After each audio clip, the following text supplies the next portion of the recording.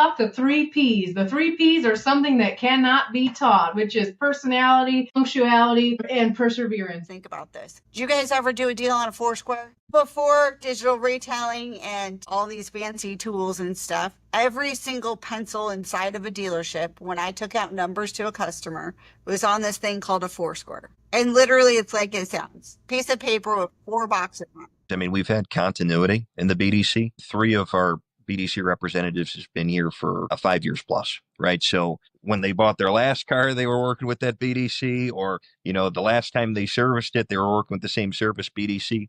So there's continuity in that.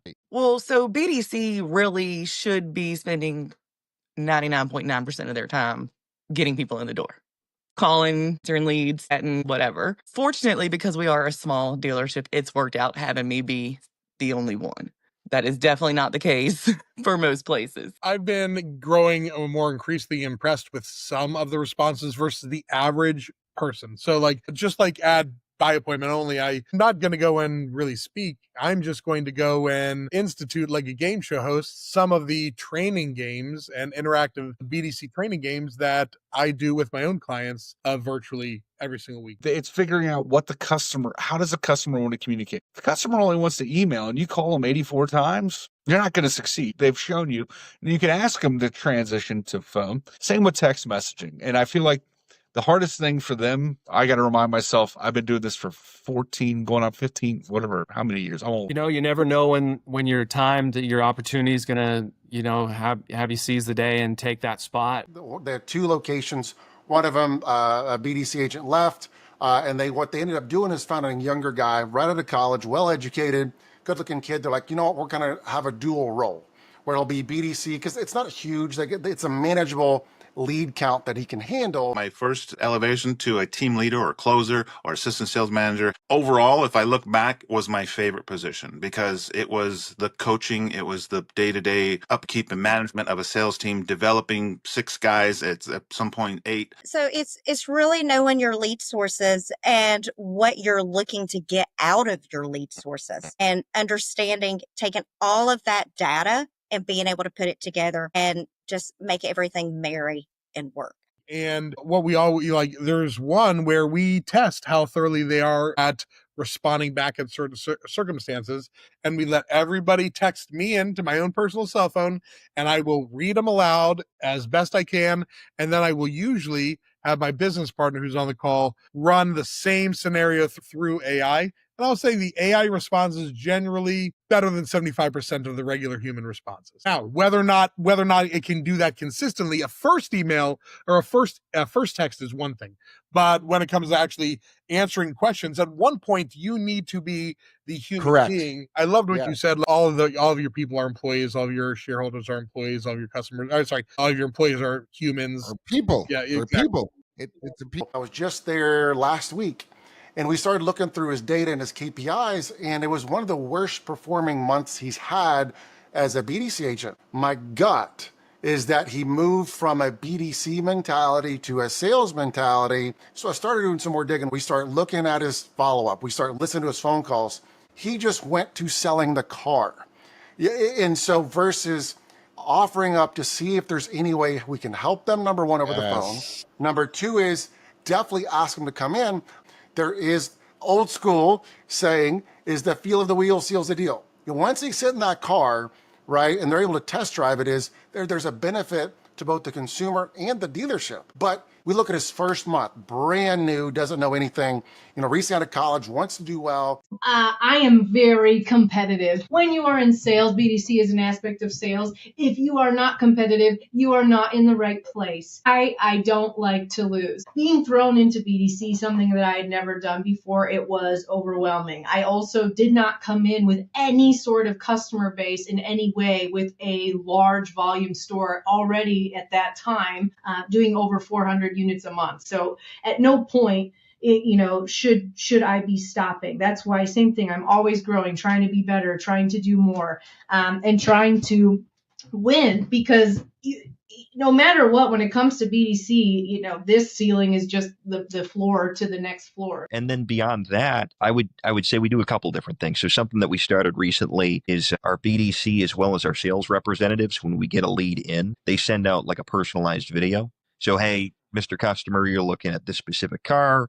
I'll be your BDC. And now not only is it a nice voice over the phone or a nice email, a nice text, but now you can see them. Right, you see what that person looks like, and you know they have a Michigan accent just like you, and they look like a typical Michigander. So it's really building that relationship with the customer. So I'd say the continuity there, the way that we train them, and we have a really great BDC staff. So the what they're doing with that, and then beyond that, that car film and sending out a video really early on to the customer just to kind of separate us from other dealers. But yeah, I mean, and then customer experience, customer service is more of a bigger umbrella, paying attention to what's going on, how they're treated when they come in, following up after the call or after their visit, just making sure that they're all around.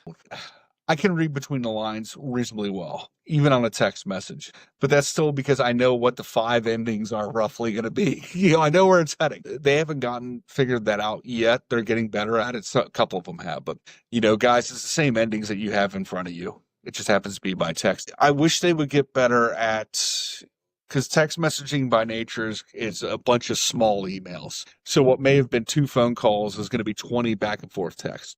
But if that's how the customer wants to communicate, you can't make them go elsewhere. And any coach, your job is to push a player beyond what they think they're capable of, right? Yep. And to get results out of them that they didn't even know they had internal of them. And those successes were just incredible and fun to participate in with the sales team. Finance, worst 3 years of my life. I love finance people because they're good at something I'm not. I realize it's not me. It's a different type of sale. You're selling an intangible, an idea. Hey, folks, you just bought this $50,000 car. It's nice, right? But come on, it's going to break. You need to protect.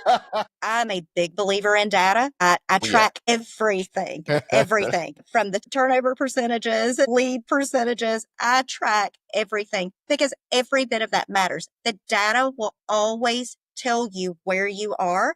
And if you have a goal in mind that you want to get to, if you know how to read the data and interpret it correctly, the data will it will tell you the path that you need to go on to get where you want to go. At the top was, you know, the basic information, name, how do you want the vehicle titled, all these things. That's what it was. In box number 1 was the price of the car. In box number 2 was the trade-in. Number 3 was the down payment. Box number 4, the monthly payment. What is every CTA on every website? What do they say? If you think about what the CTAs are, what are they? Are they these 4 things I just said? Yeah, technically, yeah. Almost every dealership, Yeah. not the exact word, but it's exactly these. Yeah, sure. Yeah, for sure. Yeah. So why do we think anything's changed? Nothing's changed. The customer so is true. literally submitting a lead on their hot button. This is where we miss in this so often, where I say everything has changed and nothing has changed.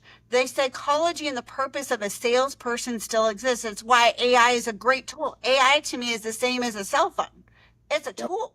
We just had a position open up, a general manager position. One of our GMs got promoted at a store, and it sent everybody scurrying. What's going to happen? And real quickly, they made the GSM the GM. They took the sales manager and put him over as GSM. As a guy that worked at our store that transferred over in sales got his opportunity to be on the desk. And again, we were talking with that sales rep that we have at our store, and we're like, hey, just look what happened. So it's next man up. We have such a big group and opportunity. Your time's going to come. So just kind of keep that overcome that frustration that he currently has, and just give him some hope for gain and keep him producing, because you get a top performer that's disgruntled. We all know how that works. They start recruiting and they can be over there in the corner. You don't want that.